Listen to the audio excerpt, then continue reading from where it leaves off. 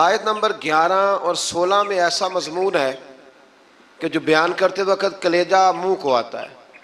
گھبرایا نہ کریں جب لوگ آپ کے بارے میں میرے بارے میں کوئی بات کریں، کوئی بھی مسلمان جب اس کے خلاف کوئی بات کرے تو گھبرائے نہ۔ سورہ نور 18واں پارہ آیت نمبر 11 سے 16 میں حضرت عائشہ صدیقہ پر جب منافقین نے الزام لگایا، اللہ اکبر، منافقین نے الزام لگایا، اس کا ذکر ہے۔ یارو حضرت عائشہ پر، مومنوں کی ماں پر منافقین نے الزام لگا دیا، اور میرے رسول کریم علیہ السلام کی آنکھیں آنسوؤں سے تار ہو گئیں۔ ابو بکر صدیق نے گھر سے نکلنا چھوڑ دیا۔ حضرت عائشہ اتنی بیمار ہوئی کہ بستر سے اٹھ نہیں سکتی۔ او لوگو، اتنی فنکاری کہ رسول اللہ کے گھر تک دنیا پہنچ گئی۔ مولا علی شیر خدا آئے، عرض کرنے لگے سونیا فکر نہ کریں، جو رب آپ کے وجود پر مکھی نہیں بیٹھنے دیتا وہ ناپاک عورت آپ کے بستر پہ آنے دیتا ہے۔ یہ کیا بات ہوئی؟ صحابہ کرام تڑپ اٹھے، یارو یہ رنگ بھی ہے۔ میں کہتا ہوں یہ مضمون بیان نہیں ہو سکتا۔ میں نے کہا تھا مخلوق تو فنکار ہے اس درجہ کے پل بھر میں، سنگے در کعبہ سے بھی اصنام تراشے، تم کون ہو کیا چیز ہے داغے کبابی، لوگوں نے تو مریم پہ بھی الزام تراش۔ لوگ باز آتے ہیں، لوگ باز آتے ہیں۔ پھر حضرت عمر فاروق اٹھے اور کہا ھذا بہتان عظیم، یہ چھوٹا الزام نہیں، یہ بڑا الزام ہے۔ تو اللہ نے پھر اسی طرح سورہ نور کی آیت نمبر 11 سے 16 میں حضرت عائشہ صدیقہ پر، اللہ مومنوں کی ماں کو ہم سے راضی فرمائے۔ بڑا درجہ ہے اس پاک عورت کا، بڑا مرتبہ، ساری جوانی رسول اللہ کے دین کے نام کر دی، بڑی خدمت کری، بڑی نوکری کری، بڑا کام کیا۔ حضرت مجدد الفسانی رحمت اللہ علیہ فرماتے ہیں جب میں حضور کے لیے سال ثواب کرتا نا، وہ چیز پکاتا ختم شریف، تو میں حضور کے اہل بیت کو صحابہ کئیوں کے نام لیتا، کئیوں کے نہ لیتا، سب کے لیے بھی نہیں جاتے۔ کہتے ہیں میں کئیوں کے نام لیتا لیکن کوئی معاذ اللہ بغض دعوت نہیں، ویسے میرے منہ سے نا حضرت عائشہ کا نام کبھی نکلا ہی نہیں، نہ میں نے لیا۔ تو کہتے ایک دن مجھے رسول کریم کی زیارت ہوئی تو حضور نے فرمایا تو میری عائشہ کا نام ہی نہیں لیتا، تجھے پتہ نہیں میں روٹی عائشہ کے گھر کھاتا ہوں اور تو وہاں سال ثواب ہی نہیں کرتا، وہ میرے لیے کھانے پکاتی ہے، میں اس کے گھر کھانا کھاتا ہوں، اور یہ وہ میرے محبوب کی پیاری زوجہ ہے۔ کہ حضور نے فرمایا عائشہ میرے نکاح میں آنے سے پہلے حضرت جبریل نے مجھے تیرا نقشہ دکھایا تھا، گویا تیری فوٹو دکھائی تھی، اور فرمایا عائشہ جب تو مجھ سے راضی ہوتی ہے تب بھی مجھے پتہ چل جاتا، اور جب تو ناراض ہوتی ہے تو تب بھی پتہ چل جاتا۔ حضرت عائشہ کہنے لگی حضور میرے ماں باپ قربان ہو، آج بتائیں تو صحیح آپ کو کیسے پتہ چلتا ہے؟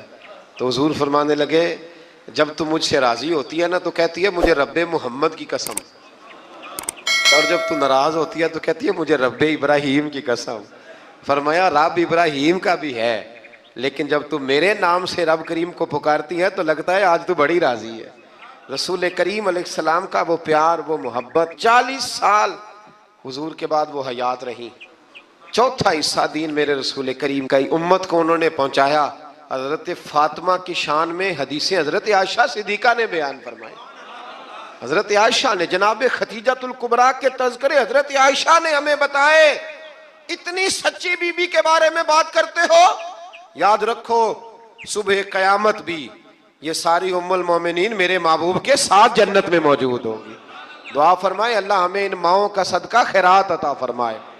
تو آیت نمبر 11 سے 16 میں حضرت عائشہ صدیقہ پر جو منافقین نے تہمت لگائی اس کی جانب اشارہ فرمایا، اور ان چیزوں کا سد باب کیا جو معاشرے کے بگاڑ کا باعث ہو سکتی ہیں۔ جن منافقین نے یہ تہمت لگائی تھی ان کا پردہ فاش کیا۔ جو مسلمان منافقین کے بجھائے ہوئے حسین جال میں پھنس گئے تھے ان پر عتاب فرمایا اور ان کو تنبیہ کی وہ آئندہ ہوشیار رہیں اور منافقین کے کہنے پر نہ آئے۔ منافق مسلمانوں کی عزت و ناموس کو برباد کرنے کے در پہ، اس لیے مسلمانوں کے لیے جائز نہیں کہ وہ سنی سنائی بات کو آگے بڑھا دیں، بلکہ مومن مردوں اور مومن عورتوں کو اپنوں کے متعلق، یہ اللہ فرماتا ہے، اپنوں کے متعلق نیک گمان کرنا چاہیے، اور اگر تہمت لگانے والے اس تہمت پر 4 گواہ نہ لائیں تو وہی اللہ کے نزدیک جھوٹے ہیں، اور اگر دنیا اور آخرت میں تم پر اللہ کا فضل اور اس کی رحمت نہ ہوتی تو تم نے جس تہمت کا چرچا کیا تھا اس کی وجہ سے تمہیں بہت بڑا عذاب پہنچتا۔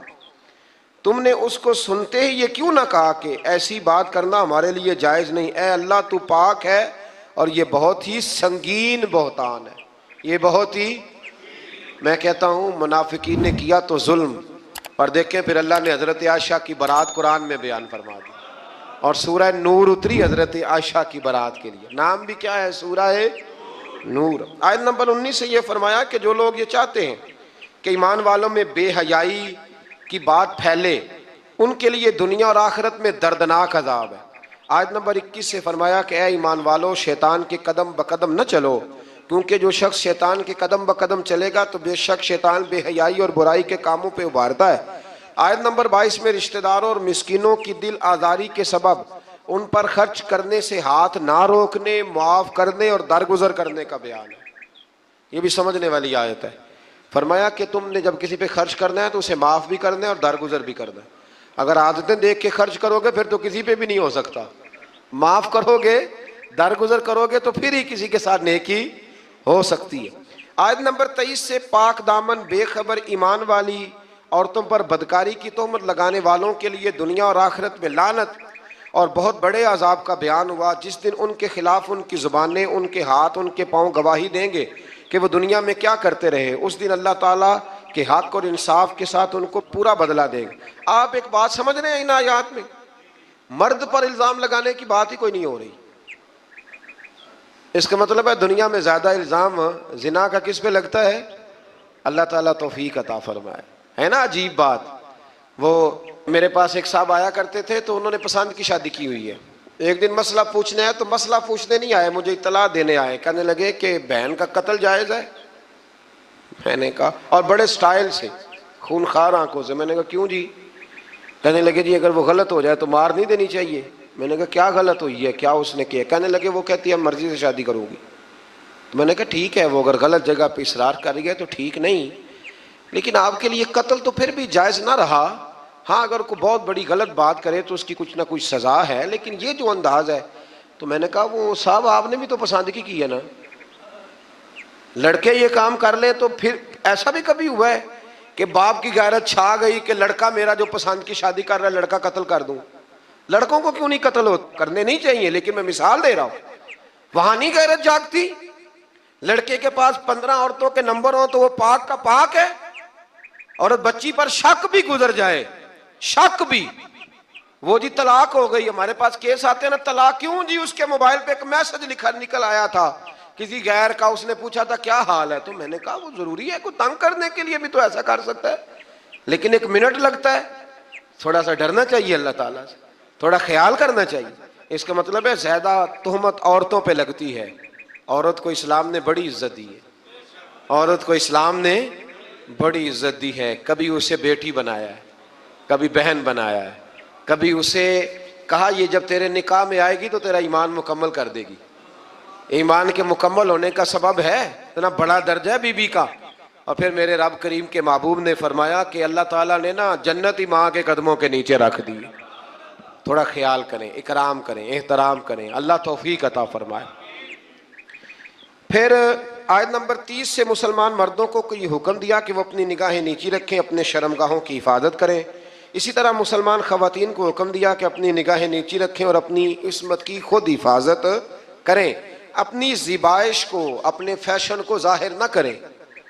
اپنی زیب و زینت دکھانی ہو تو صرف اپنے خاوند کو دکھائیں، یہ اللہ نے منع کر دیا۔ اور جسم کے جس حصے کا پردہ ممکن ہو جیسے ہاتھ اور پیر، ان کے سوا باقی جسم کو ڈھانپ کر رکھیں اور اپنے گریبانوں کو دوپٹوں سے چھپائے رکھیں، یہ اللہ قرآن میں فرما رہا ہے۔ اور اپنے خاوند اور اپنے محارم یعنی جن سے نکاح نہیں ہو سکتا، جیسے بھائی ہے، بیٹا ہے، باپ ہے، اور اپنے نوکروں اور کم عمر ناسمجھ بچوں کے سوا اپنے بناؤ سنگار کو کسی کے سامنے ظاہر نہ کریں، اور زمین پر زور سے پاؤں مار کے نہ چلیں۔ عورتوں کو حکم مل رہا ہے، عورتیں توجہ کریں، تاکہ ان کی پوشیدہ زیب و زینت ظاہر نہ ہو، اور ان تمام برائیوں سے اللہ کی بارگاہ میں توبہ کرنے پر کامیابی ہے۔ آیت نمبر 32 سے فرمایا کہ تم اپنے بے نکاح مردوں اور عورتوں کا نکاح کر دو، اور اپنے باصلاحیت غلاموں اور باندیوں کا، اگر وہ فقیر ہوں تو اللہ ان کو اپنے فضل سے غنی کر دے گا۔ جو لوگ نکاح کی گنجائش نہیں رکھتے وہ اپنی عفت اور پاکیزگی برقرار رکھیں، حتیٰ کہ اللہ تعالیٰ انہیں اپنے فضل سے غنی کر دے۔ اللہ تو فرما رہا ہے نکاح کر دو غنی ہو جاؤ گے، تو ابا جی کہتے ہیں جنی دیر تکر پیراں تے نہ کھلوتا اگے کتے کھلا جیے. یعنی عجیب بات ہے نا جی, وہ پیراں تے پتہ نہیں اس نے کب کھڑے ہونا ہے. آپ بچوں کی شادیاں جلدی کریں تاکہ بہت سارے گناہوں کا دروازہ ویسے ہی بند ہو. آیت نمبر 35 میں فرمایا اللہ آسمانوں اور زمینوں کا نور ہے, پھر اس نور کی وضاحت بھی بیان کی. آیت نمبر 37 سے اللہ تعالیٰ نے اپنے گھروں میں اللہ کا ذکر کرنے پر ان مسلمانوں کی تعریف کی جن کو تجارت اور خرید و فروخت اللہ کے ذکر کرنے, نماز پڑھنے اور زکوٰۃ ادا کرنے سے غافل نہیں کرتی. وہ اس دن سے ڈرتے ہیں جس میں دل اور آنکھیں الٹ پلٹ ہو جائیں گی. اللہ نے تعریف کی ہے, فرمایا کاروبار بھی پورا کرتے ہیں, میری عبادت بھی صحیح کرتے ہیں, زکوٰۃ بھی وقت پہ دیتے ہیں. ہم یہ کہتے ہیں کہ نہیں سارا کچھ چھوڑیں گے تو عبادت ہوگی. اللہ نے تعریف کی, فرمایا ڈیوٹیاں بھی کرتے ہیں اور رب رب بھی. آیت نمبر 39 میں کافروں کے اعمال کی مثال کو اس طرح بیان کیا گیا کہ وہ زمین میں چمکتی ہوئی اس ریت کی طرح ہے جس کو پیاسا دور سے پانی گمان کرتا ہے. ریت دور سے دیکھے نا چمکتی تو کیا لگتی ہے, اسی طرح کافروں کے اعمال ہے, حتیٰ کہ وہ جب اس کے قریب پہنچتا ہے تو کچھ نہیں پاتا اور وہ اللہ کو اپنے قریب پاتا ہے جو اس کا پورا حساب چکا دیتا ہے. ان کے اعمال کا گہرے سمندر کی تاریکیوں کی مثل ہے جن کو تہ در تہ موج ڈھانپے ہوئے ہے. اس کی بعض تاریکیاں بعض سے زیادہ ہیں, جب کوئی اپنا ہاتھ نکالے تو اس کو دیکھ نہ سکے. جس کے لیے اللہ نور نہ بنائے اس کے لیے کوئی نور نہیں ہے. آیت نمبر 51 پہ آتے ہیں, فرمایا جو لوگ اللہ اور اس کے رسول کی اطاعت کرتے ہیں اور اللہ سے ڈرتے ہیں اور اس کی نافرمانی سے بچتے رہتے ہیں تو وہی لوگ کامیاب ہونے والے ہیں. اس آیت کے بارے میں حضرت عمر فرمایا کرتے تھے یہ جوامع الکلم آیت ہے, اور ایک رومی جو نیا مسلمان ہوا تھا اپنے ایمان لانے کا سبب اسی آیت کا تمام کتب مقدسہ کی تعلیمات اور احکام کا جامع ہونا بیان فرمایا گیا. یہ ایک آیت کہ جو لوگ اللہ اور اس کے رسول کی اطاعت کرتے ہیں, اللہ سے ڈرتے ہیں اور نافرمانی سے بچتے ہیں, اللہ سے ڈرتے ہیں اور نافرمانی سے بچتے ہیں, یہ لوگ کامیاب ہیں. آیت نمبر 53 میں فرمایا کہ منافقین اللہ کی خوب پکی قسمیں کھا کے کہتے ہیں کہ وہ جہاد کے لیے ضرور نکلیں. بڑی پکی قسم کھاتے ہیں, ہم جہاد کے لیے ضرور جائیں گے. آپ کہیں گے کہ زیادہ قسمیں نہ کھاؤ, تمہاری اطاعت کی حقیقت ہمیں معلوم ہے. آپ کہہ دیں حبیب ان سے کہ نہ کھاؤ زیادہ قسمیں, ہمیں پتہ ہے تم نے کتنا جانا ہے. آیت نمبر 55 میں اہل ایمان کو یہ بشارت دی کہ اللہ تمہیں زمین میں ضرور خلافت عطا کرے گا اور ضرور بالضرور اس دین کو محکم اور مضبوط کر دے گا. تم نماز قائم کرو, زکوٰۃ ادا کرو اور اخلاص کے ساتھ رسول کریم علیہ السلام کی اطاعت پر ڈٹے رہو. اللہ تمہارے خوف اور پریشانی کو حالت امن اور سکون سے بدل دے گا. آیت نمبر 58 سے پردے کے احکام کی وضاحت فرمائی کہ تمہارے نوکروں اور نابالغ بچوں کے لیے بھی 3 اوقات میں اجازت حاصل کرنی ضروری ہے.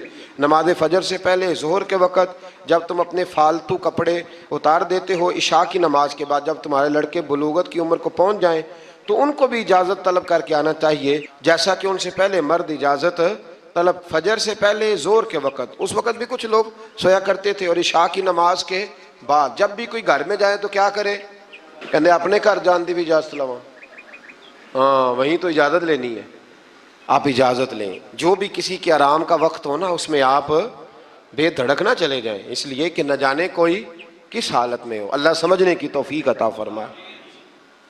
آیت نمبر 60 سے فرمایا جو بوڑھی عورتیں جو نکاح کی امید نہیں رکھتی ان پر اضافی پردہ اور حجاب کا اہتمام نہ کرنے میں کوئی گناہ نہیں, لیکن اگر وہ اس میں بھی احتیاط کرے تو ان کے لیے زیادہ افضل ہے. ایسی بوڑھی عورت جو نکاح کے قابل نہ رہے اس پر حرج کوئی نہیں, لیکن کرے گی پردہ تو اس کے لیے بھی بہتر ہی ہے. یہاں بڑی جلدی لوگ اس سے گنجائش لے لیتے ہیں, جو میں نے کہا ہے اس پر غور کیجئے گا. آیت نمبر 61 میں معذور لوگوں اور دیگر مسلمانوں کو اپنے والدین, رشتہ داروں اور دوستوں کے گھر سے کچھ کھا پی لینے کی اجازت دی گئی ہے. اس کے بعد اکیلے اور مل کر کھانے کی اجازت ہے, اور گھر داخل ہوتے وقت گھر والوں کو سلام کرنے کا بیان ہے.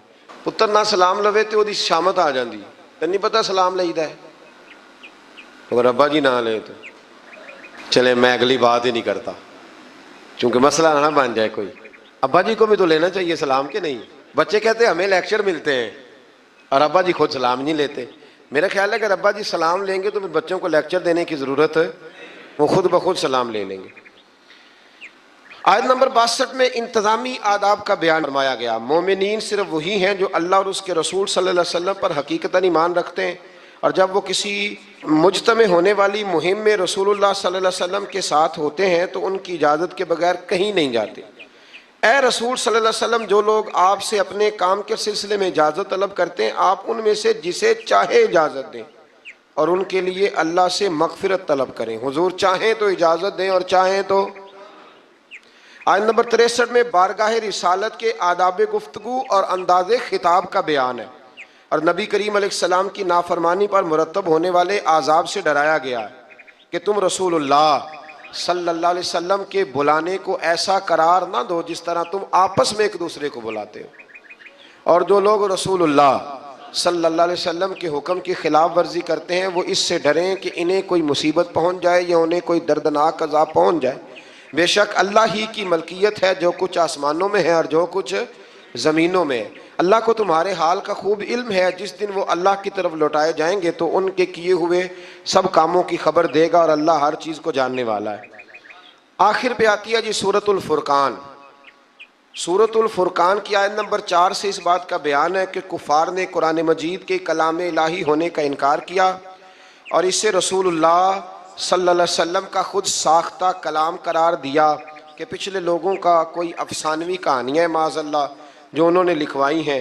کفار مکہ کے اس اعتراض کا بھی ذکر ہے کہ یہ رسول کھانا کھاتے ہیں، بازاروں میں چلتے ہیں، ان کی تائید کے لیے کوئی فرشتہ کیوں نہ اتارا گیا، انہیں کوئی خزانہ اور باغات کیوں نہ عطا کیے گئے، اور انہوں نے اللہ اور اس کے رسول صلی اللہ علیہ وسلم کو سحر زدہ بھی کہا معاذ اللہ، اور قیامت کے دن کو بھی جھٹلایا۔ اللہ تعالیٰ ان کی ان بے تکی باتوں کا رد فرمایا کہ قرآن کو اللہ کا کلام کہا، اور یہ کہ پہلے رسول بشری تقاضوں کے تحت کھانا بھی کھاتے تھے، اپنی ضرورت کے لیے بازار بھی جاتے تھے، یعنی بشری ضروریات نبوت اور رسالت کے منافی نہیں ہوتی۔ آج کل پیری مریدی میں بھی یہی مسئلہ ہے، پیر صاحب کو ہنسنا بھی نہیں چاہیے، انہوں کہیں آنا جانا بھی نہیں چاہیے، یعنی پیر صاحب کا تو یہاں تک حال خراب ہو جاتا ہے کہ کسی نے نا پیر صاحب کو دیکھ لیا نا کسی جگہ کسی ہوٹل میں بیٹھ کے کھانا کھاتے تو کہتے ہیں تسی اتنے روٹی کھانا آئے ہو، وہ خدا کے بندو یہاں انسان نہیں آتے روٹی کھانے۔ دیکھیں نا قرآن کس طرح ہمیں ترتیب سے چیزیں سمجھاتا ہے، کہتے ہیں جناب آپ یہاں کھڑے ہیں، چلو جی ٹھیک ہے جی، یہاں نہیں کھڑے ہوتے۔ میں ایک دفعہ بچوں کے جوتے لینے چلا گیا، مجھے ایک صاحب کہنے لگے سب تسی ادھر کدھر آئے ہو؟ میں کہ یار میرے بھی 4 بچے نے، تو یہ لڑائی کر رہے تھے میرے ساتھ، جانا پڑتا ہے، مجبوری ہے، انہوں نے بھی جوتے پہننے، تو اب یہاں تک معاملہ آپ کو دیکھنا پڑتا ہے۔ جناب آپ جوتے لینے چلے گئے، آپ بازار ہی چلے گئے، بھائی ہر جگہ ماحول ہوتا ہے اور آپ چیزوں کو لیول پہ رکھا کریں۔ اور کمال پتہ کیا ہے کہ نبی کو بازار میں بھی دیکھا جائے پھر بھی ادب ہی کیا جائے، اور غار ثور میں دیکھا جائے تو پھر بھی، یہ کمال ہے نا کمال کی بات۔ حضرت صدیق اکبر نے حضور کو سوتے بھی دیکھا، جاگتے بھی دیکھا، گھوڑے پہ بھی دیکھا، اونٹ پہ بھی دیکھا، غار ثور میں بھی دیکھا، اکیلے میں بھی دیکھا، 1,44,000 کے مجمع میں بھی دیکھا۔ تو کسی نے کہا ابو بکر رج گئے ہو؟ کہنے لگے کہاں، میرا تو دل کرتا ہے وہ بیٹھا رہے اور میں دیکھتا ہی رہوں۔ یہ کمال ہے، یہ کمال ہے کہ آپ کا ادب پھر بھی برقرار رہے، پھر بھی آیت نمبر 12 سے کفار کے لیے عذاب جہنم اور جہنم کی سختیوں اور مومن کے لیے دائمی جنت اور اس کی نعمتوں کا بیان ہے۔ آیت نمبر 17 سے کفار اور ان کے معبودوں کے اکٹھے ہونے اور معبودان باطلہ کا سارا الزام کفار پہ لگانے کا ذکر ہے۔ آپ ناراض نہ ہوئیے گا، میری رائے ہے، کچھ لوگ پوچھنے آتے ہیں نا جی فلانا کام نہیں ہو رہا، تو ان کو نہ کبھی سورت بتاتے ہیں تو سورت کا نام بھی نہیں صحیح لے پاتے۔ میرا خیال ہے کہ لوگوں کو قرآن مجید کی ساری صورتوں کے نام بھی نہیں آتے، یہ میرا خیال ہے، غلط بھی ہو سکتا ہے، تو صورتوں کے نام تو کم از کم یاد ہونے چاہیے نا۔ ایک صاحب کو میں نے کہا کہ سورہ ممتحنہ پڑھا کریں، تو کہنے لگے یہ تو میں نے آپ سے سنا ہے، تو یہ تو درست نہیں ہے نا جی، کہ ہمیں وہ چیزیں جن کا دروازے کا نام ہی نہ آئے گا تو اندر کیسے داخل ہوگی، اتنا تو ہونا چاہیے کہ نہیں ہونا چاہیے۔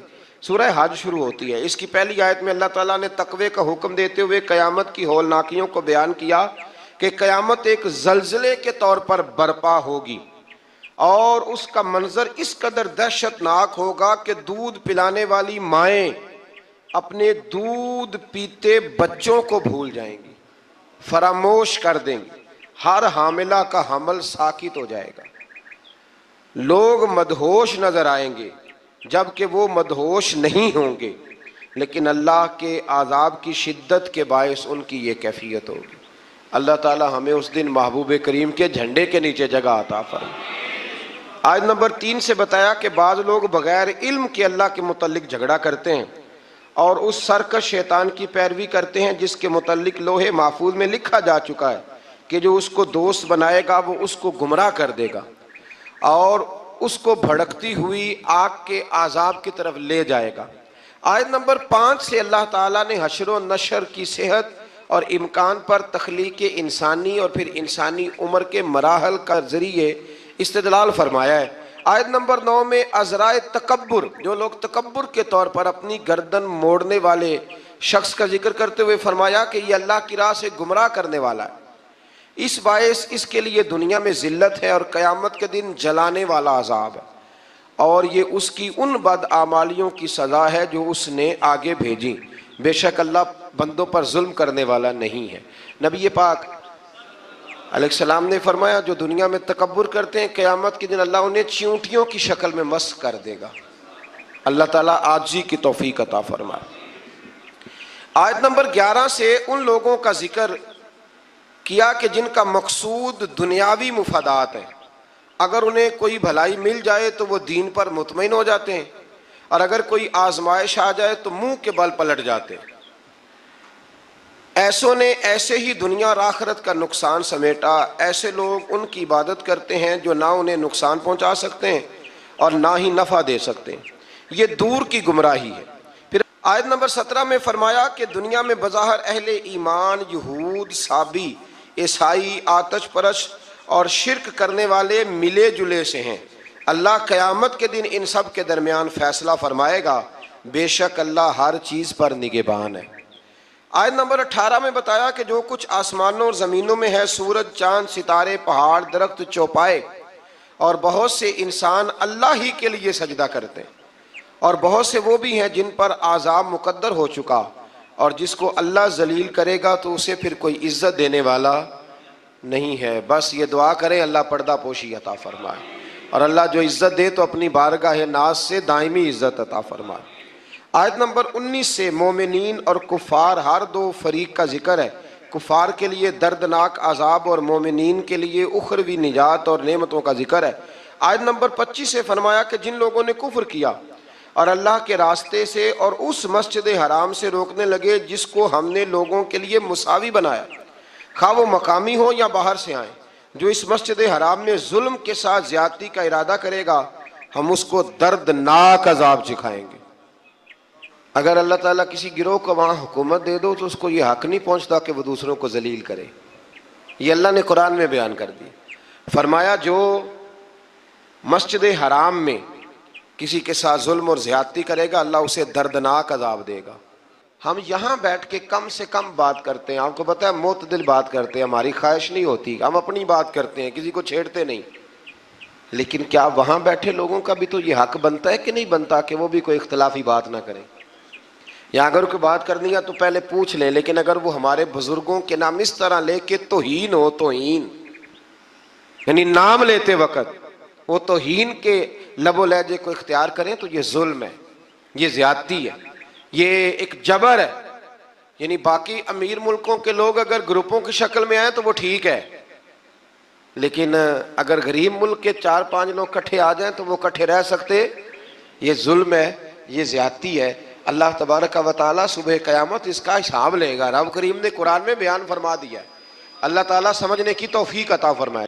جب آپ کسی قوم سے اس کے بارے میں پوچھیں گے، مطلب آپ نے منشور پوچھنا ہے پاکستان کا، الحمدللہ سارے مزدور قابل عزت ہیں، تو منشور آپ ریڈی والے سے پوچھیں گے کہ بتائیں پاکستان کی تحریک جب چل رہی تھی تو منشور دستور کیا تھا؟ اس کو پتہ ہے بیچارے کو کیا، اس کو تو روزی روٹی تو فرصت نہیں۔ تو آپ اس شعبے کے بندے سے بات کریں۔ آپ نے جب اہل سنت کا عقیدہ پوچھنا ہے تو آپ کسی جاہل کو پکڑ کے پوچھیں گے، کسی ان پڑھ بندے کو پوچھیں گے؟ ایک جاہل آدمی کو کھڑا کر لیا جاتا ہے، اسے پوچھتے ہیں جی فلانی فلانی بات بتا، تو وہ بیچارہ کیا بتائے گا؟ اگر آپ میں اخلاقی جرت ہے تو پھر آپ اس طرح کریں کہ جو کسی مذہب کے نمائندے ہیں ان کے سامنے آ کے بات کریں اور ان سے آپ دلائل لیں اور نظریہ پوچھیں۔ دیکھیں نا، ایک صاحب نے مجھ سے سوال کیا کہ آپ کہتے ہیں نبی پاک ہر جگہ موجود ہے، میں نے کہا تمہیں کس بیوقوف نے کہا؟ ہم تو یہ نہیں کہتے، ہم تو کہتے ہیں حضور اپنے مزار میں حیات ظاہری میں ہیں، اور ساری دنیا کو اس طرح دیکھتے ہیں جس طرح اپنے ہاتھ کی ہتھیلی کو دیکھتے ہیں، اور جہاں چاہتے ہیں حضور تشریف لے جاتے ہیں۔ یہ ہم نے کب کہا ہے کہ اپنے وجود کے ساتھ نبی پاک ہر جگہ حاضر و ناظر ہے؟ اتنا بڑا جھوٹ لوگ بولتے ہیں۔ ایک بڑا سیاںا بیانہ بندہ ہے ایک جماعت کا، اس کی کتاب میرے پاس ہے، اس نے لکھا ہے کہ یہ جو لوگ ہیں یہ اپنے پیر کو چھوٹا خدا مانتے ہیں۔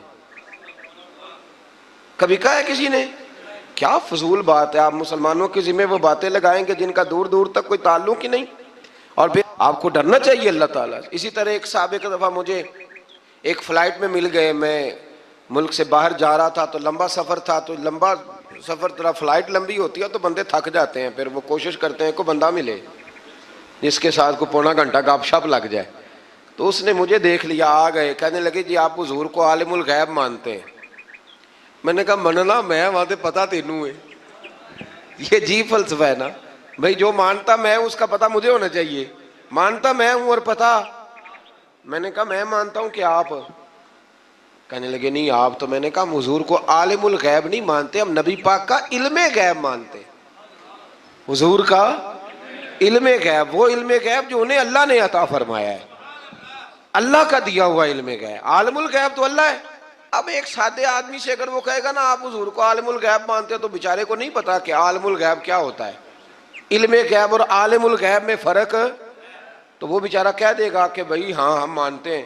اب وہ ان پڑھ ہے، اس کو اس بات کی خبر نہیں ہے۔ وہ اگر تھوڑا سا جانتا ہوتا تو فوراً آپ کی بات کو پکڑتا، کہتا نا نا یہ ہمارا عقیدہ ہی نہیں، یہ ہمارا نظریہ نہیں ہے۔ تو اس لیے سمجھ لیں۔ اسی طرح سے ایک بیان کاٹ کے لے آیا جی فلاں عالم نے کہا ہے کہ اللہ کے سوا کوئی مددگار نہیں، تو میں نے کہا بالکل ٹھیک ہے، اللہ کے سوا کوئی مددگار، اللہ کے سوا کوئی مددگار۔ تو جو جنگ بدر میں دین کے مددگار بنے تھے، جو جنگ احد میں دین کے مددگار بنے تھے، وہ کیا تھا؟ وہ اللہ کی مدد تھی، اللہ نے بندوں کے ذریعے کرائی تھی۔ اسی طرح کی اللہ کی مدد ہوتی ہے۔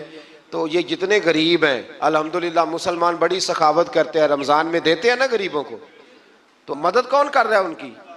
تو وہ تو سیٹھ کو دعا دے کے چلے گئے، تو چودھری کو دعا۔ تو اس لیے سمجھ لیں اتنا لمبا نہیں ہے کہ جتنا لوگوں نے بنا دیا ہے، بہرحال اللہ تعالیٰ سمجھنے کی توفیق عطا فرمائے۔ تو اس سے آگے تھوڑا سا بڑھتے ہیں۔ تو اللہ تبارک و تعالیٰ نے آیت نمبر 27 سے حضرت ابراہیم علیہ السلام کو حکم دیا کہ لوگوں میں بلند آواز سے حج کا اعلان کر دیں۔ وہ آپ کے پاس دور دراز رستوں سے پیدل اور ہر دبلے اونٹ پر سوار ہو کے آئیں گے۔ حضرت ابراہیم نے ایک پتھر پر کھڑے ہو کے ندا کی، اللہ اکبر، اے لوگو اللہ نے تمہارے اوپر حج فرض کر دیا۔ اللہ تعالیٰ نے یہ ندا ان سب کو سنا دی جو ابھی مردوں کی پشتوں میں اور عورتوں کے رحموں میں تھے، اور ان سب نے اس ندا کا جواب دیا جو اللہ کے علم میں ہے۔ قیامت تک حج کرنے والے تھے، ان سب نے ماؤں کے پیٹوں سے بھی کہا لبیک، باپوں کی پشتوں میں بھی کہا، اور بعض نے لکھا ہے جتنی دفعہ کسی نے لبیک کہا اتنا ہی حج کرنے جائے گا۔ پتہ نہیں اب ہم نے کتنی دفعہ کہا ہے۔ دعا فرمائے اللہ زیادہ ہی توفیق عطا فرمائے، زیادہ اللہ موقع۔ آپ اخلاص کے ساتھ آواز دیں۔ میں کہا کرتا ہوں ہمارے ذمہ اذان پڑھنا ہے، گن پوائنٹ پہ لوگوں کو نمازی بنانا ہماری ذمہ داری۔ حضرت ابراہیم نے اس وقت آواز دی، حضرت ابراہیم نے بغیر لاؤڈ سپیکر کے آواز دی، تو رب نے ماؤں کے رحموں میں بھی آواز پہنچا دی۔ میں بڑا آدمی تو نہیں ہوں، چھوٹا ہوں، اور بڑا چھوٹا ہوں، اور یہ بات صرف آپ لوگوں کے سامنے نہیں کہتا، میں محسوس کرتا ہوں، میں اس کا قائل ہوں۔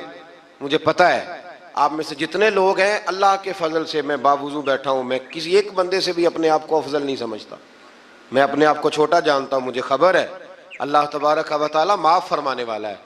تو میں کسی شخص میں سے بھی، آپ میں سے ایسا شخص جو ظاہراً مجھ سے عمل میں بھی کمزور نظر آتا ہے، لیکن میں جب اپنی طبیعت سے پوچھتا ہوں تو افضل جانتا ہوں۔ لیکن ہم نے چھوٹی سی مسجد میں بیٹھ کے دین کی بات شروع کی، کبھی کبھی نا دنیا کے آخری کونے سے بھی لوگ ہمیں فون کر لیتے ہیں، یعنی ایسے ایسے ملک کا نام لیتے ہیں کہ جو میں نے کبھی سنا بھی نہیں ہوتا، ایسے ایسے ملک کا نام لیتے ہیں۔ میں برطانیہ میں گیا تو مجھے، آپ یقین کریں، کچھ لوگ میرے گلے مل کے اس طرح روئے کہ جیسے بچھڑے ہوئے ہیں صدیوں سے مجھ سے۔ تو وہ کہنے لگے ہم تو خواب دیکھ رہے ہیں، آپ سامنے آ گئے۔ تو میرے ذہن میں یہی آیات آ رہی تھی کہ بندہ آواز دیتا ہے اور اس کو پہنچاتا میرا رب بھی ہے۔ بندہ کمزور ہے، وہ آواز دیتا ہے تو پہنچانا اللہ تبارک و تعالیٰ کے ذمہ کرم پہ ہے۔ اللہ تبارک و تعالیٰ اخلاص کی توفیق دے اور ریاکاری سے محفوظ فرمائے۔ آیت نمبر 28 میں مقررہ ایام یعنی یوم نحر اور بعد کے دنوں میں قربانی کرنے کا حکم دیا گیا ہے۔ ایام نحر عید کا پہلا، دوسرا اور تیسرا دن۔ آیت نمبر 29 میں ایسی نظروں کو پورا کرنے کو حکم دیا گیا ہے جو معصیت پر مبنی نہ ہو، اور اللہ کے گھر کے طواف کا بھی حکم ہے۔ آیت نمبر 31 میں اللہ تعالیٰ کے ساتھ شریک قرار دینے والوں کی مثال کو اس طرح بیان کیا گیا ہے کہ ایسا شخص گویا آسمان سے گرا، پھر اسے مردار خور پرندے نے جکڑ لیا یا آندھی نے اس کو کسی دوسری جگہ پھینک دیا۔ آیت نمبر 32 میں فرمایا کہ جس نے اللہ کی نشانیوں کی تعظیم کی تو بے شک یہ دلوں کا تقویٰ ہے۔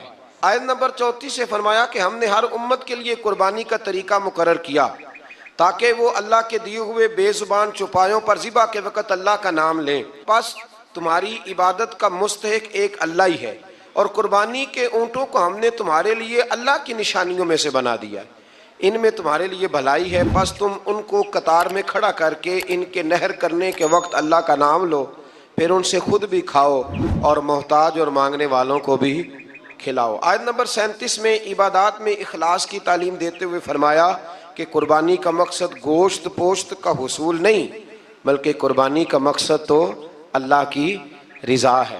آیت نمبر 39 میں مظلوم مہاجر مسلمانوں سے نصرت کا وعدہ کر کے اپنے دفاع میں لڑنے کی اجازت کا بیان ہے۔ آیت نمبر 39 تا 41 میں بتایا کہ یہ سنت الہیہ ہے کہ وہ مجاہدین کے ذریعے ظالموں کا کلا کما فرماتا ہے۔ اگر ایسا نہ ہوتا تو راہبوں کی خانقاہیں، کلیسا اور یہودیوں کی عبادت گاہیں اور مسلمانوں کی مساجد کو ویران کر دیا جاتا۔ اگلی آیت میں حکومت اسلامیہ کے قیام کا مقصد بیان کیا گیا کہ اس کا مقصد ہے نظام صلاۃ و زکوٰۃ کا قیام، نیکیوں کا پھیلاؤ اور برائیوں کا سد باب۔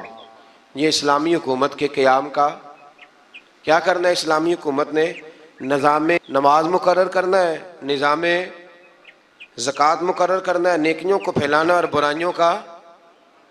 تو ہمارے تو وزیر کہتے ہیں کہ مولویوں نے نہیں چلانا ملک، چلانا کس نے ہے؟ یہ اللہ ہی بہتر جانتا ہے۔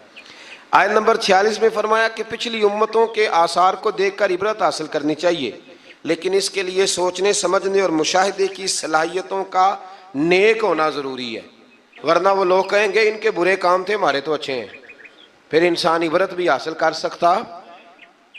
آیت نمبر 48 میں کفار کے عذاب کے معاملے میں جلدی کرنے، مہلت ملنے سے غلط فہمی کا شکار ہونے پر فرمایا کہ عذاب تو آ کر ہی رہے گا، اللہ اپنے وعدوں کے خلاف نہیں کرتا۔ آیت نمبر 49 میں رسول اللہ صلی اللہ علیہ وسلم کو تمام روئے زمین کے انسانوں کے لیے نذیر بنا کر بھیجنے کا بیان فرمایا۔ آیت نمبر 52 سے فرمایا کہ آپ سے پہلے انبیاء جب اپنی امتوں کے سامنے اللہ کی آیات پڑھتے تو شیطان امت کے افراد کے دلوں میں شبہات ڈال کر عمل سے روکتے، اور یہ وسوسہ اندوزی بیمار اور سخت دل والے لوگوں کے لیے آزمائش اور اہل علم کے ایمان میں مضبوطی کا سبب بنتی۔ فرمایا جب شیطان وسوسہ دیتا ہے نا تو الجھتے وہ لوگ ہیں، پریشانی ان لوگوں کو ہوتی ہے جن کے دلوں میں پہلے سے شبہات ہوتے ہیں، اور جن کے دلوں میں شبہات نہیں نہ ہوتے، شیطان جب وسوسہ دیتا ہے تو ان کا یقین اور مضبوط ہو جاتا ہے۔ یہ سمجھنے کی بات ہے، ہم گنجائش دیتے ہیں تو شیطان اندر داخل ہوتا ہے، دروازے کی کنڈی لگا کے رکھیں گے تو چور اندر وہ نہیں اندر آئے گا۔ آیت نمبر 61 سے نظام گردش لیل و نہار، بارش کے نزول اور اس کے نتیجے میں سبزے کے اگنے کو اللہ نے اپنی قدرت کی نشانیاں قرار دیا۔ آیت نمبر 67 میں ہر قوم کے لیے وقتی شریعت مقرر کرنے اور اس پر ایک وقت تک عمل ہونے اور اسلام کے دائمی اور ابدی تعلیمات آنے کے بغیر کسی جھگڑے کے اس کی پیروی کرنے اور اس کی طرف دعوت دینے کا بیان ہے۔ آیت نمبر 73 میں اللہ تعالیٰ نے مشرکوں کے بتوں کی بے بسی کو بیان فرمایا ہے کہ وہ سب مل کر بھی ایک مکھی بھی پیدا نہیں کر سکتے، اور اگر مکھی ان سے کوئی چیز چھین لے تو اسے واپس بھی، سبحان اللہ، یعنی مکھی کو چیز چھین لے، میں اور آپ واپس لے سکتے ہیں؟ اللہ کرے ہمیں سمجھ آئے۔ اللہ فرماتا ہے دیکھو ہے تو مکھی۔ امام مالک رحمۃ اللہ تعالیٰ علیہ بیٹھے تھے تو ہارون رشید سے نا مکھی نہیں سنبھالی جا رہی تھی, بار بار مارتا, کئی دفعہ ایک مکھی نہیں پکڑی جاتی, پتہ نہیں کدھر سے نکل جاتی ہے. اس نے بڑا ہی ستایا, کچھ کرنے نہیں دیتی تھی. تو ہارون رشید بس جذبات میں امام مالک سے کہنے لگا, حضور یہ اللہ نے مکھی کیوں پیدا کر دی, معاذ اللہ, اس کی کیا ضرورت تھی؟ تو امام صاحب فرمانے لگے فوراً, ڈرتے نہیں تھے نا بادشاہوں سے وہ لوگ, فوراً فرمانے لگے یہ اللہ نے تیرے جیسے بادشاہوں کا غرور توڑنے کے لیے پیدا کی ہے. کہ اللہ فرماتا ہے تم سے تو مکھی نہیں سنبھالی جاتی اور تم حکومتیں چلانے کی بات کرتے ہو. بت اور ان کے پجاری دونوں کمزور ہیں. آیت نمبر 75 میں فرمایا کہ منصب رسالت کوئی فرمائشی منصب نہیں, اللہ تعالیٰ خود رسولوں کو منتخب فرماتا ہے اور وہ سب کچھ جانتا ہے. آیت نمبر 77 میں ہمہ وقت بندگی کا حکم دیا گیا. اس پارے کی آخری آیت میں دین کی سربلندی کے لیے سر توڑ کوششیں کرنے, دین کے معاملے میں تنگی نہ ہونے, ملت ابراہیم کی پیروی کرنے اور آخر میں نماز قائم کرنے, زکوٰۃ ادا کرنے, اللہ تعالیٰ کے دامن رحمت کو مضبوطی سے پکڑنے کا بیان فرمایا. اللہ تعالیٰ کی مدد ان چیزوں سے وابستہ ہے. آج ایک سپارہ اور بیان کرنا ہے. اللہ تعالیٰ توفیق عطا فرمائے, اللہ تعالیٰ ہمت عطا فرمائے, آپ سب کو اللہ بڑی برکتیں عطا فرمائے. سورۃ المومنون سے یہ پارہ شروع ہوتا ہے. سورۃ المومنون کی جو ابتدائی 11 آیات ہیں وہ تعلیمات اسلامی کی جامع آیات ہیں. ان میں فلاح یافتہ جو کامیاب ہونے والے ایماندار ہیں ان کی صفتیں بیان کی گئیں. فرمایا گیا کہ وہ نمازوں میں خشوع خضوع کرتے ہیں, ہر قسم کی بیہودہ باتوں سے لا تعلقی, زکوٰۃ کی ادائیگی, اپنی پاک دامنی کی حفاظت, امانت اور عہد کی پاسداری اور نمازوں کی پابندی. آخر میں فرمایا گیا کہ ان صفات کے جو حامل اہل ایمان ہیں وہ ہمیشہ جنت میں رہیں گے.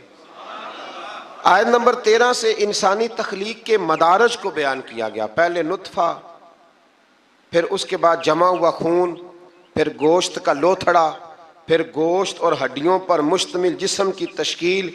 اس کے بعد فرمایا یہی خالق و مالک موت کے بعد آخرت میں دوبارہ زندہ کر دے گا.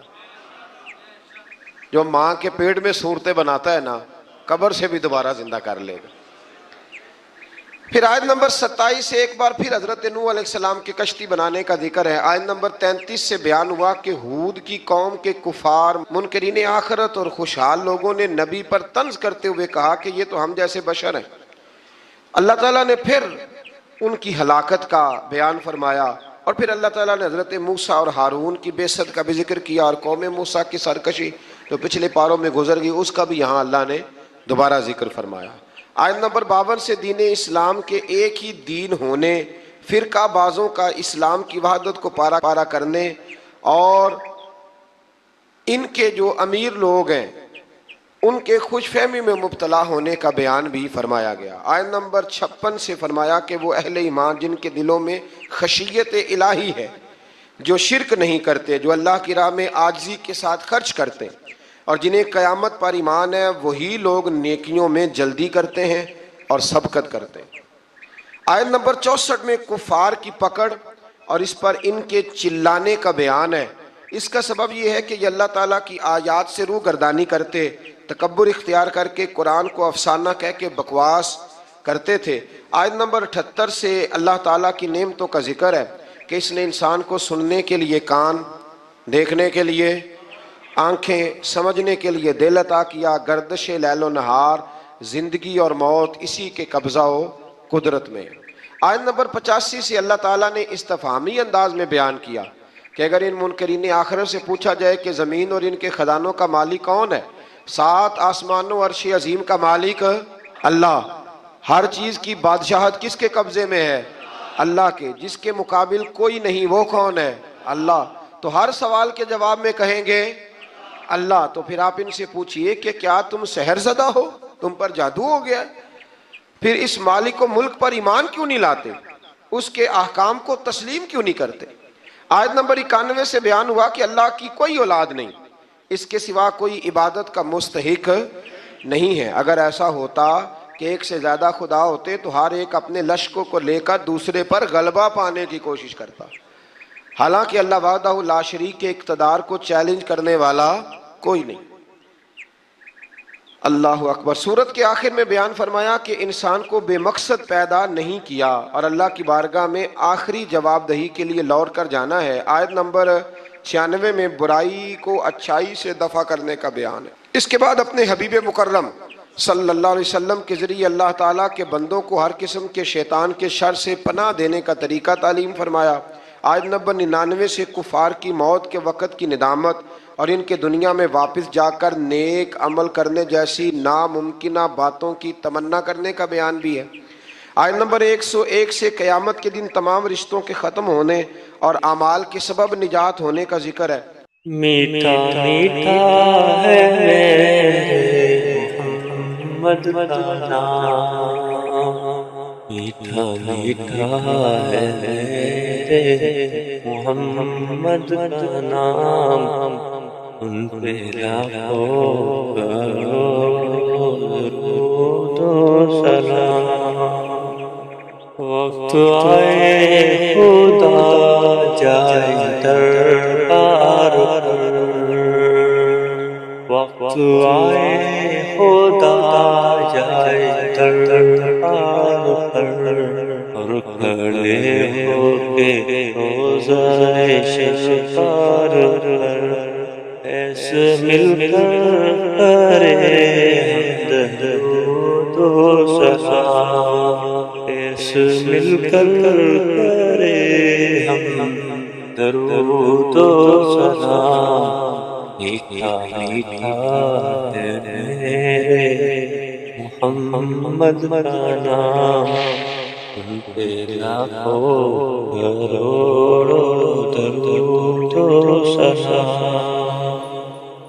آیت نمبر 106 سے اللہ تعالیٰ کی آیات کو جھٹلانے والوں کی گفتگو کہ ہماری بدبختی نے ہم کو گمراہ کیا اور اگر ایک بار ہم نکل گئے تو دوبارہ لوٹ کر نافرمانی نہ کرنے کا بیان ہے۔ اللہ تعالیٰ فرمائے گا پھٹکارے ہوئے پڑے رہو اس میں اور میرے ساتھ بات نہ کرو۔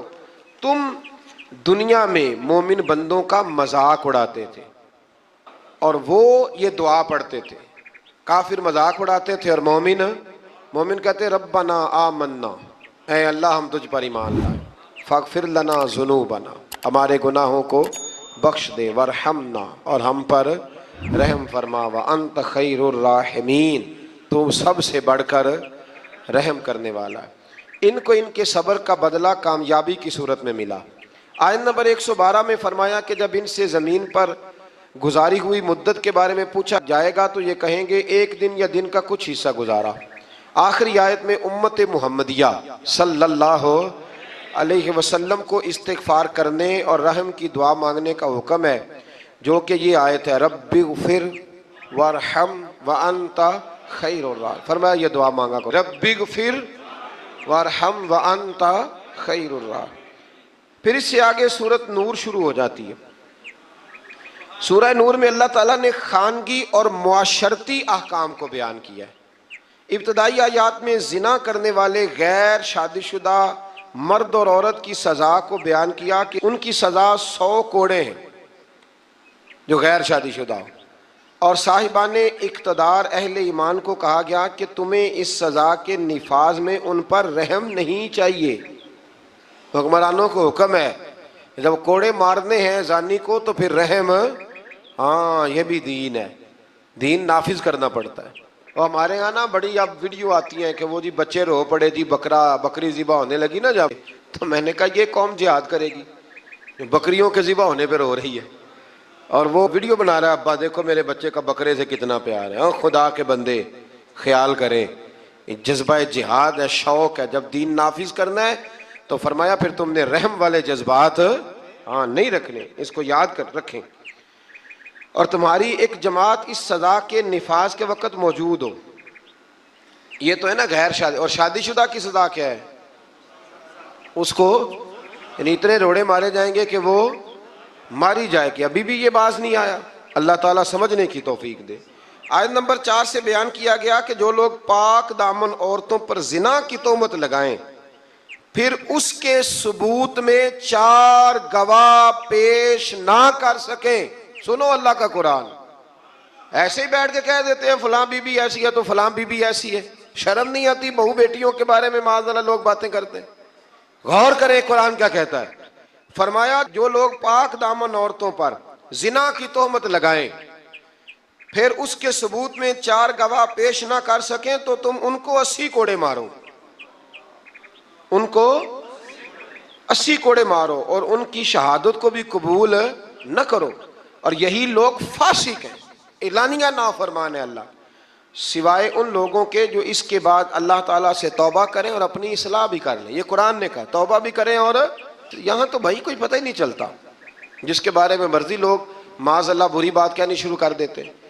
آیت نمبر 6 میں یہ ضابطہ بیان فرمایا گیا کہ اگر کوئی شخص اپنی بیوی کو زنا کی تہمت لگائے اور اس کے ثبوت میں 4 گواہ پیش نہ کر سکے اور اس کی بیوی اس تہمت کا انکار کرے تو فریقین ایک دوسرے پر لعان کریں. شوہر 4 مرتبہ اللہ کی قسم کھا کے یہ کہے کہ بے شک وہ ضرور سچوں میں سے، اور 5ویں بار یہ کہے کہ اگر وہ جھوٹوں میں سے ہو تو اس پر اللہ کی لعنت. یہ اس کو کرنا پڑے گا.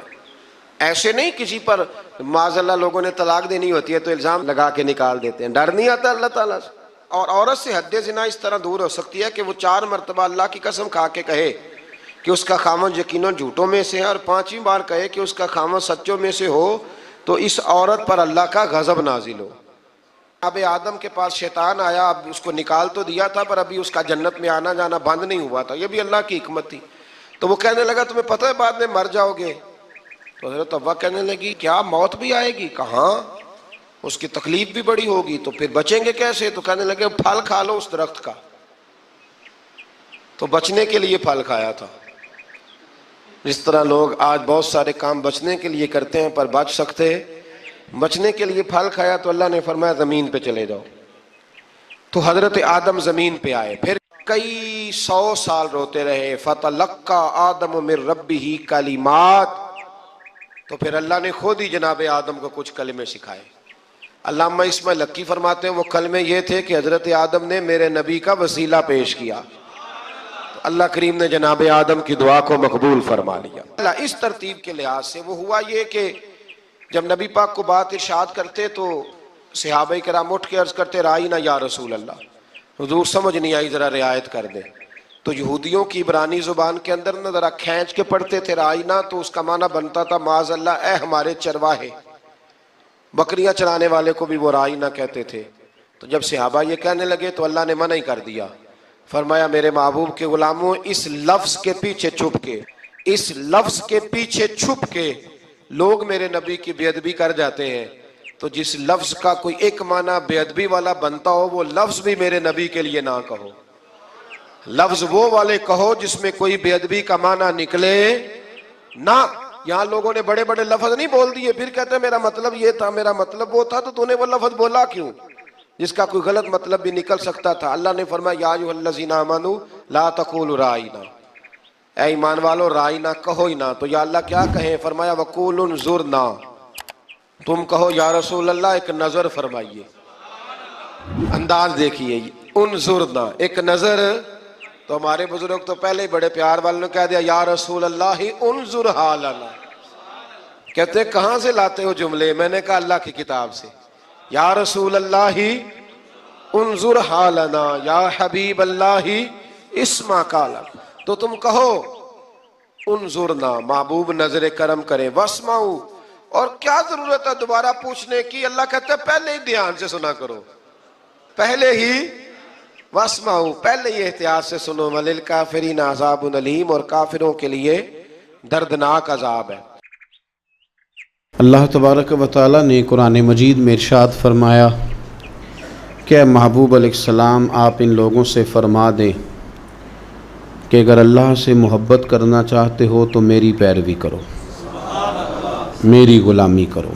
قل ان کنتم تحبون اللہ فاتبعونی، آپ فرما دیں کہ اگر اللہ سے محبت کرنا چاہتے ہو تو میری پیروی کرو. یحببکم اللہ، اللہ تمہیں اپنا محبوب بنا لے گا.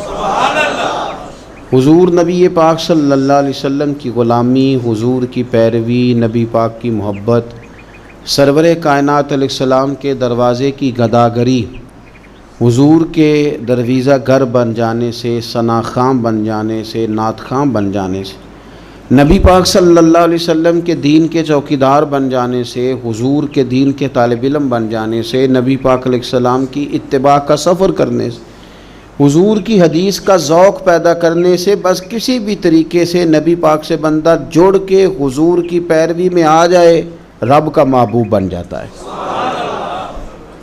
ایک بات اچھی طرح اپنے ذہن میں بٹھا لیں کہ اسلام بالکل فطرتی مذہب ہے،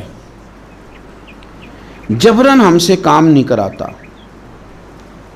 دل اللہ تعالیٰ کے دست قدرت میں ہے، رب چاہتا تو ہر کافر کا دل اسلام کی طرف موڑ دیتا، پابند کر دیا جاتا کہ اگر تم دین قبول کرو گے، دین پر عمل کرو گے تو فلاں فلاں چیز ملے گی، ورنہ نہیں ملے گی۔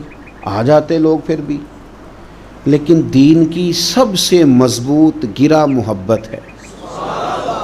رب کہتا ہے تم اس طرح کرو، آؤ نا تو اللہ سے بھی پیار کرو، اور رب فرماتا ہے پھر میرے محبوب سے بھی پیار کرو، مجھ سے اور میرے نبی سے محبت کرتے ہوئے آؤ، پیار ہو تمہیں، تم عقیدت کے ساتھ آؤ، تمہارے دل مائل ہوں، تمہاری طبیعت مائل ہو، تمہارا ذوق ہو، طبیعت ہو۔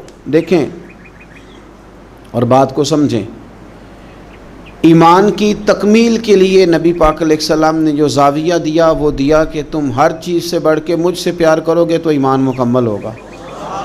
کاش کبھی ہم اس حدیث کی گہرائی میں اتر کر، بڑی معروف ہے، سب کو آتی ہے، لیکن کبھی اتر کر دیکھیں کہ تکمیل ایمان حضور کی محبت کیوں قرار پایا۔ اگر آپ بغیر محبت کے حضور کی طرف بڑھ رہے ہیں اور بغیر محبت کے دین کی طرف بڑھ رہے ہیں تو ہو سکتا ہے کہیں آپ محسوس کریں کہ میں مجبور کر دیا گیا ہوں، کہیں آپ محسوس کریں کہ مجھے اپنے آپ پر جبر کرنا پڑ رہا ہے، لیکن جب محبت ہو جاتی ہے تو محبت محبوب کی طرف کھینچتی ہے۔ محبت زبان پر محبوب کا نام جاری کرا دیتی ہے، محبت محبوب کے تذکرے پر بندے کو لگا دیتی ہے، ذوق بن جاتا ہے، شوق بن جاتا ہے، توانائی پیدا ہو جاتی ہے جذبات میں۔ پھر الفاظ کا ہجوم پاس نہ بھی ہو تو جذبات ہی الفاظ بن جاتے ہیں، پھر ترنم نہ بھی پوری ہو تو انسان کا ذوق ہی اس کے لفظ بن کے حضور کی نعت بن جاتے ہیں۔ شرط یہ ہے کہ محبت ہو۔ پھر ایک اور زاویے سے حضور نے اس بات کو سمجھایا، بخاری مسلم میں موجود ہے، فرمایا اگر تم چاہتے ہو نا کہ تمہیں ایمان کا ذائقہ ملے، ایک روٹی پیٹ بھرنے کے لیے ہوتی ہے، ایک روٹی مزیدار ہوتی ہے۔ پیٹ بھرنے والی روٹی بھی بندہ مجبور ہو تو کھا کے گزارا کر ہی لیتا ہے، لیکن ایک روٹی اس طرح کی آتی ہے کہ سالن سامنے آتے ہی آنکھوں میں خوشی آ جاتی ہے، میری مرضی کا آ گیا بھائی، یہ تو میری پسندیدہ ہے۔ پھر بندہ کھاتا ہے تو کھاتے اس کا چہرہ بتاتا ہے۔ تو ایک ہے کھانا، ایک ہے ذوق سے مزے کا کھانا، ایک ہے مومن ہونا، اور ایک کہہ کہ مزہ آ جانا کہ اللہ کا شکر ہے میں مومن ہوں، یعنی مومن ہونے کا مزہ آ جانا، ذائقہ نصیب ہو جانا، لطف نصیب ہونا کہ میں مومن ہوں۔ حضور نے فرمایا تو تین چیزیں پیدا کر، تجھے اللہ ایمان کا ذائقہ عطا کر دے گا۔ ذائقہ ایمان یعنی مومن ہونے کا بھی مزہ، مسلمان ہونے کا بھی مزہ، ذائقہ ملے گا۔ وہ کیا؟ بخاری مسلم میں حدیث ہے، فرماتے ہیں تین چیزیں پیدا کر، ایک تو ہر چیز سے بڑھ کر رب رسول سے پیار کر، سامنے رکھنا، اپنے سامنے رکھ، سامنے رکھ اولاد کو بھی، مال کو بھی، اپنے اقتدار کو بھی، کرسی کو بھی، شہرت کو بھی، یہ بتا کہ یہ چیزیں پیاری ہیں، یا دو قدم آگے بڑھ کے تجھے اللہ رسول پیارے ہیں۔ ہم تو تجربہ نہیں کرتے، لیکن حضرت عمر گھر سے تجربہ کر کے آئے تھے۔ انہوں نے آگے کہا یا رسول اللہ صلی اللہ علیہ وسلم، مجھے ہر چیز سے بڑھ کر آپ پیارے ہیں، پر مجھے جان زیادہ پیاری آپ سے، کیونکہ وہ سچ بولتے تھے نا، سچے لوگ تھے، دیانتدار، صاف کا۔ یا رسول اللہ صلی اللہ علیہ وسلم، میں سوالی بن کے آیا ہوں، حضور یہ مجھے جان آپ سے زیادہ پیاری ہے۔ تو حضور نے سینے پہ ہاتھ مارا، فرمایا ابھی ایمان مکمل نہیں ہوا۔ فوراً حضرت عمر بولے کہ یا رسول اللہ حکم کریں، بات بدل گئی ہے، اب آپ مجھے میری جان سے بھی زیادہ پیارے ہو گئے۔ فرمایا اب ایمان مکمل ہو گیا۔ ایک تو حضور نے فرمایا کہ ہر چیز سے بڑھ کر رب رسول سے پیار کرو، اور دوسرا نبی پاک نے فرمایا جس سے بھی پیار کرو اللہ رسول کے لیے ہی کرو۔ انہی محبتوں کا مرکز رب رسول ہوں. یہ سیاسی وابستگیاں، منہ رکھنے کے لیے تعلقات، ضرورت پڑی تو بندہ کام آ جائے گا، چونکہ میری مجبوری ہے، چونکہ مجھے ضرورت ہے، یہ بیچ میں سے نکال دو. خالص اللہ کے لیے کسی سے پیار کرو، مزہ آئے گا ایماندار ہونے کا. اور تیسرا حضور نے فرمایا کفر میں جانا تمہیں اتنا ناپسند ہو جتنا آگ میں جانا ناپسند ہے، پھر تمہیں ایماندار ہونے کا مزہ آئے گا، سرور آئے گا.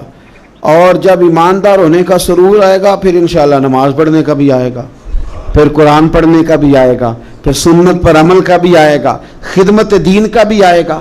آپ جب یہ چیزیں پیدا کر لیتے ہیں، حضور کی محبت اپنی طبیعت میں ڈھال لیتے ہیں، پھر کوئی چیز خشک نہیں رہ جاتی. ہمارا یہ مسئلہ بن گیا کہ ہم نہ ہر چیز اجتماعی کے قائل ہوتے جا رہے ہیں. ادھر ساری دنیا جائے گی میں بھی ادھر جاؤں گا، تو یہ کوئی کمال تو نہیں نا. اور مرحوم اعظم نے تو کہا تھا اعظم ہمارے ہاتھ سے پیمانہ ہی گر گیا، حرب الحوث کے ہاتھ میں پیمانہ دیکھ کر. کہتے سارے ادھر چل پڑے تھے تو اب میں نے یہ رستہ چھوڑ دیا ہے. اب میں کسی وہ شاید فراز نے کہا تھا کہ شدت تشنگی میں بھی غیرت میں کشی رہی. بڑی پیاس تھی پر پھر بھی ہم نے غیرت سے پیا جو بھی پیا. شدت تشنگی میں بھی غیرت میں کشی رہی. اس نے جو پھیر لی نظر تو ہم نے بھی جام رکھ دیا. تو ساری دنیا جا رہی ہے تو پھر ہم نے جانا ہے، یہ تو بات ہی ٹھیک نہیں.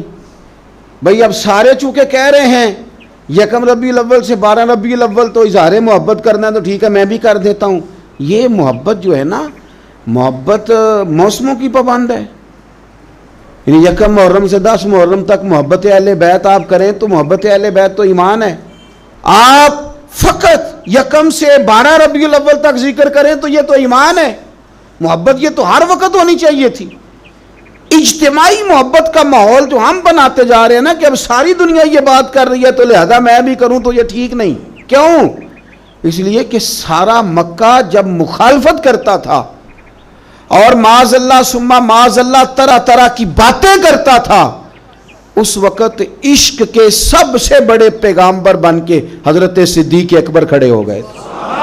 انہوں نے بتایا تھا کہ محبت معنیوں الفاظ میں آیا نہیں کرتی، اور یہ وہ شے ہے جو لفظوں میں سمایا نہیں کرتی.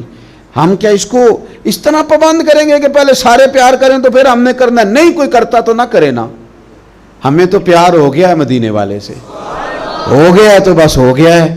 ان لوگوں نے ہمیں بتایا ہے کہ یہ اس طرح کا ماحول نہ بناؤ کہ اب ساری دنیا چل رہی ہے تو میں نے بھی چلنا ہے. حضور کی محبت ایمان ہے. محبت جو ہوتی ہے نا وہ تو ڈھال دیتی ہے بندے کو، کچھ چیزوں پر مجبور کر دیتی ہے. حضرت عتبہ رضی اللہ تعالیٰ عنہ فرماتے ہیں ایک سادے سے، خوبصورت سے، میٹھے سے، تھوڑے جملے بولنے والے صحابی. کچھ لوگ اپنی سادگی میں مست رہتے ہیں، وہ بالکل ایسے نہ یکدم حضور کے سامنے کھڑے ہوئے آ کے تو عرض کرتے ہیں یا رسول اللہ صلی اللہ علیہ وسلم طبیعت مبارک ٹھیک ہے، چہرے پہ کمزوری ہے. تو محبوب نے فرمایا میں نے کچھ دنوں سے کھانا نہیں کھایا. فقر اختیاری ہے میرے نبی پاک کا، یہ دو جہاں کے شاہ ہیں، بس پاس کچھ رکھتے نہیں، اختیاری فقر ہے، بس کھجور پانی پہ گزارا ہے، کئی دنوں سے کھایا نہیں. صحابی نہ دوڑے گئے گھر میں، ٹٹولا سارے گھر کو، کوئی چیز نہیں ملی کھانے کی. دوست احباب سے پوچھا، کوئی چیز میسر نہ آئی. بنو قریظہ یہودیوں کا علاقہ تھا، ان کے باغات تھے، پہنچ گئے. ایک شخص سے جا کے کہا مزدوری ملے گی؟ لگا جدوں میدان ازلدا تے لوکی چورا وانگ سدھائے. کسی نے لوٹ لئی علم دی دولت تے اس ہاسے چولی پائے. آ سجنا ویخ جہالت ساڈی، اسی عشق خرید لے آئے. کوئی مزدوری ملے گی؟ اس نے کہا ہاں کچھ درختوں کو پانی دینا ہے. مزدور آیا نہیں تو پانی بھی ذرا کنویں میں گہرا ہے، اگر ایک ڈول پانی کا نکالو تو ایک ڈول کے بدلے ایک کھجور دوں گا. صحابی نے جھولی اپنی پھیلائی کھجوریں ڈالنے کے لیے. ایک ڈول پانی کا نکال کے وہاں رکھتے، ایک کھجور جھولی میں ڈالتے. ایک ڈول نکال کے رکھتے، ایک کھجور جھولی میں ڈالتے. جب جھولی پوری بھر گئی کھجوروں سے تو خوشی خوشی ہنستے مسکراتے. تحفے میں جذبہ ہونا چاہیے. تحفے کی قیمت اس کا جذبہ ہوتا ہے. آپ مہنگا تحفہ لے کے آئیں اور ہیں آپ سیاستدان, نکلوانا آپ نے کوئی کام ہے, تو وہ تو سیاسی رشوت ہے, وہ تحفہ تھوڑی ہے. تحفے کا بھی کبھی وزن ہوتا ہے, تحفے کی بھی کبھی قیمت ہوتی ہے. تحفے کے بھی جو خلوص ہوتا ہے, جھولی بھری ہوئی کھجوروں کی لا کے مصطفیٰ کریم کی بارگاہ میں پیش کی, ہاتھوں پہ چھالے, وجود پر بظاہر مٹی لگی ہوئی, لا کے وہ سارا کچھ حضور کی بارگاہ میں پیش کیا. کریم محبوب نے کھجور اٹھائی, اٹھا کے کھائی, اور کھاتی آنکھوں میں آنسو آئے. فرمایا تجھے کس نے مجبور کیا تھا یہ کام کرنے کو؟ کس نے مجبور کیا؟ تو نہیں, کچھ لوگ سادے ہوتے ہیں, انہیں زیادہ باتیں نہیں آتی, وہ لفظوں کے ہیر پھیر میں قابو نہیں کر سکتے.